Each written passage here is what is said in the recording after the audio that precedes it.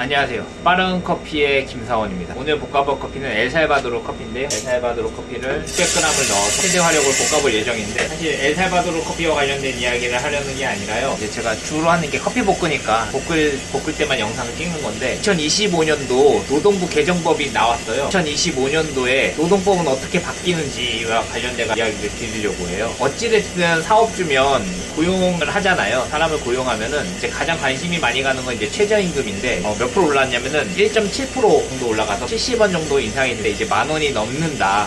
1.7%라고 하면은 물가 상승률보다는 낮지만, 고용을 하는 입장에서 보면은 최저임금이 올랐다는 거는 큰 의미가 있어요. 왜냐면 인건비가 오른다는 거거든요. 근데 월급도 오르면 좋은데 내 월급은 오르지 않고 이제 인건비만 매년 오르는 경우인데, 이거는 어찌됐든 자영업자들이 너무 힘들기 때문에 많이 오르지 않은 거 같고, 중요한 건 이제 시간당 최저임금이 조금 올랐다. 그래서 중소기업이랑 영세 자영업들이 힘들어질 수 있다. 이제 육아, 출산, 휴가 관련돼가지고 법령이 개정됐는데, 그러니까 이게 상시 5인이거든요. 이 상시 5인이라는 거는, 그러니까 어떤 거냐면 정해진 근무 시간 있잖아. 아르바이트 이거는 상시 5인에 들어갈 때가 있고 안 들어갈 때가 있어요. 상시 5인이란 말은 뭐냐면은 5명이서 한 곳에서 계속 근무를 하게 되는 상시 5인 매장. 그러니까 일반 기업 이상이라고 보는 거예요. 중요한 건 이제 임금체불과 관련돼서요. 좀 법적인 사항들이 바뀐 게 뭐냐면은, 임금체불을 했는데 이제 사업주랑 고용인이랑 우리가 사업이 안 좋아서 뭐 한 달 있다 주겠다, 2달 있다, 보통 이렇게 미루는 경우가 있는데, 그러고 안 주는 경우가 있어요. 약속을 못 지키는 경우가 있는데, 이제 그렇게 됐을 때 그 이자율이 20%예요. 연 20%를 이제 법적으로 지급해야 된다라는 게 청구가 가능하다니까 사실 지급해야 됩니다. 법률이 이게 노동법은 굉장히 강력해가지고 지연되면 지연 이자를 줘야 되는데, 옛날에 법정 이자를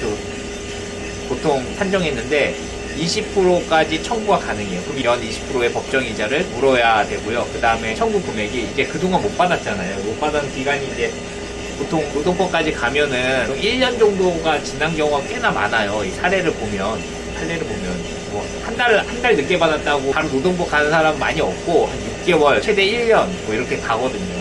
이제 그렇게 됐을 때 최대 3배 정도 청구를 할 수 있어요. 내가 만약에 월급으로 100만 원을 받기로 했는데 돈을 안 준다. 그러면 청구할 때는 300만 원까지 청구가 가능. 실제 받아야 될 돈은 100만 원이잖아요. 근데 300만 원을 받을 수 있다. 이자료 같이 청구를 할 수 있다. 그것도 임금 안에 포함이 된다. 이렇게 법률이 좀 바뀌게 되었습니다. 어떻게 보면 노동자들에게는 좀 더 좋은 건데, 임금체불을 이제 하면 안 된다는 어떤 강력한 공고 메시지인 것 같고요. 사람을 이제 쓰지 말라는 것 같아요.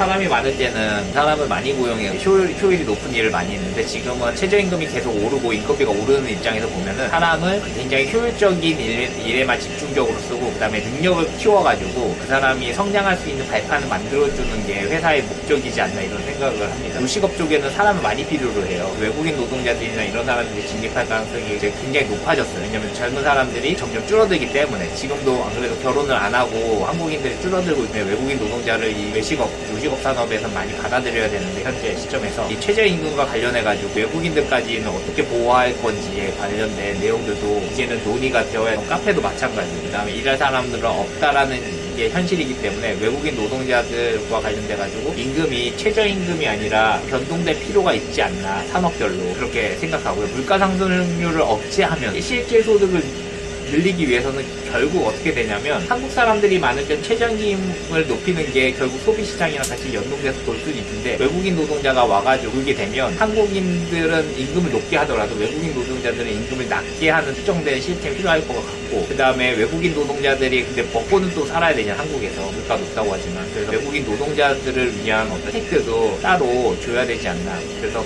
그와 관련돼가지고 우리 그 혜택을 좀 입었으면 하는 정책적 바람을 하고 있고요. 노동법을 이제 매년 보는 이유 중 하나가, 이거를 지키지 않으면 강력한 법 제재가 있어요. 형법처럼 다루는 것 같아요. 저는 살면서 한 3번 갔다 왔는데, 알고 보면은 법에 무지해서 그래요. 그냥 별게 아니라. 근데 요즘 아이들은 그 고등학교 졸업할 때 이 노동법을 다 피하고 나온다고 하더라고요. 근데 이 5인 이상인 사업장에 적용되어야 될 사항들이 꽤나 많거든요. 5명 이상 고용된다고 해서 5인이 아니라, 중간에 뭐 누구 아르바이트가 넣었다 뺐다 이러면은 4.5인, 3.5인 뭐 이렇게 변하니까, 이제 그걸 잘 판단해 주셨으면 좋겠고요. 자신의 사업장이 5인 이상인지 5인 이하인지 걸 한번 체크해 보시는 게 좋고요. 그 다음에 노동법과 관련돼가지고 임금만 제대로 주면은 큰 문제가 되지 않는데, 내가 어떻게 일을 해야 더 효율적으로 일하고 더 적게 일하고 더 많이 벌 수 있는지, 최저 인건비만큼 내 월급은 과연 오르고 있는지 경영적인 판단을 하실 때가 오지 않았나 싶습니다. 저도 마찬가지로 예전에는 내 노동력을 해서 경쟁을 하면 좀 더 잘 되지 않을까 이런 생각을 많이 했었는데, 이거는 지금 살아보니까 70년대 생각이에요. 80년대, 90년대. 00년대 세대들은 나의 가치를 어떻게 높일 수 있을까 이 생각을 하더라고요. 경영하는 입장에서 보면은 제조업은 모르겠지만 이제 카페나 이런 데서는 더 적게 일하면서 어떻게 해야 내 수익이 커질 수 있을까, 어떤 식으로 판매를 해야 될까, 뭐 이런 것들을 많이 고민하면서 영업을 하면 좋을 것 같습니다. 일단 노동법 예측은 진행된 건 여기까지고요. 다음에 이제 다른 영상으로 이야기 드리도록 하겠습니다. 시청해 주셔서 감사합니다.